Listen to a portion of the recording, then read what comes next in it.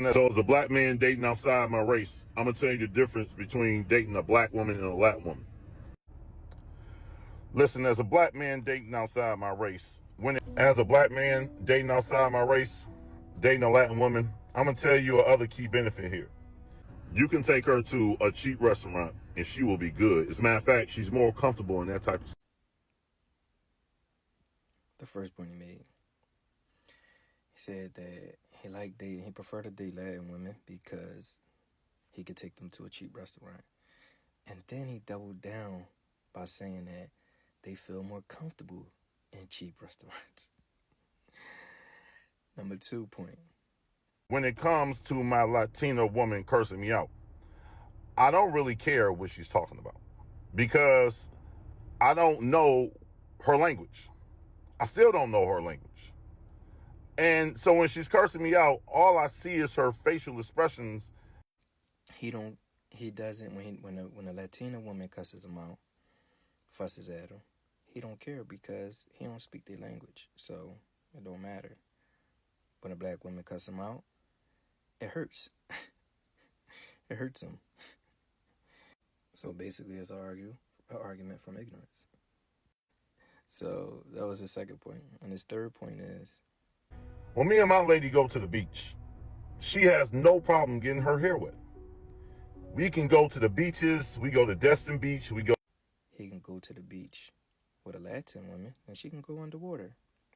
With a black woman, she don't want to get her hair messed up.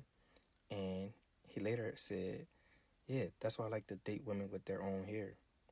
Oh, sir. So are they concerned about getting their own hair wet or are they concerned about getting weave wet? Because the black women that I know, that I've dated, they concerned about getting their actual hair wet.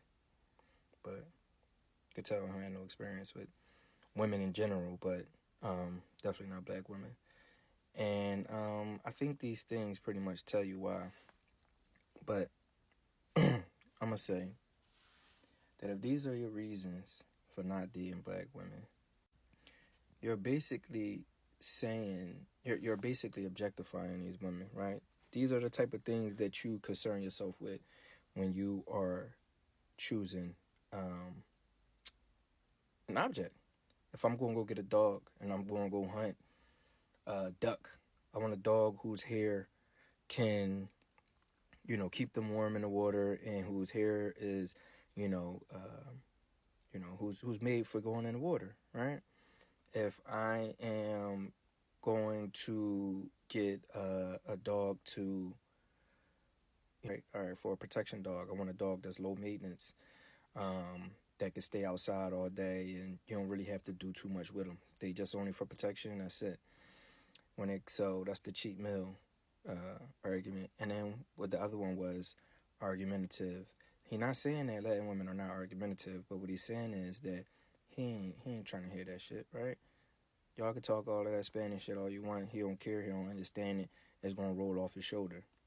And that's basically like saying, you can abuse me. You can abuse me as long as it don't hurt. You don't hold enough space in my life for what you say about or to me for it to affect me negatively, right? Especially because I don't understand you, because I don't care to understand you. You know what I'm saying? Like, let's say that, yeah, my Latin woman, yeah, she slaps me, but she only 90 pounds, so it don't really hurt. Whereas though my black woman, she 180, so when she slapped me, I'ma feel it.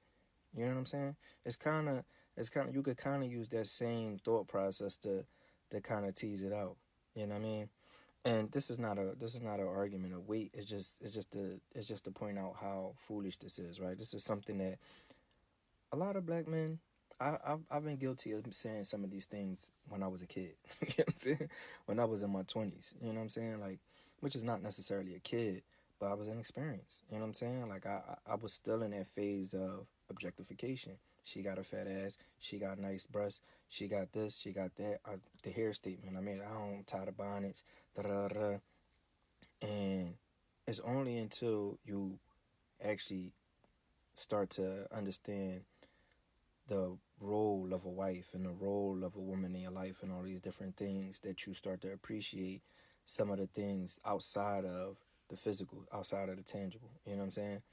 And it's a shame that this dude is almost 60 and still making these type of comments.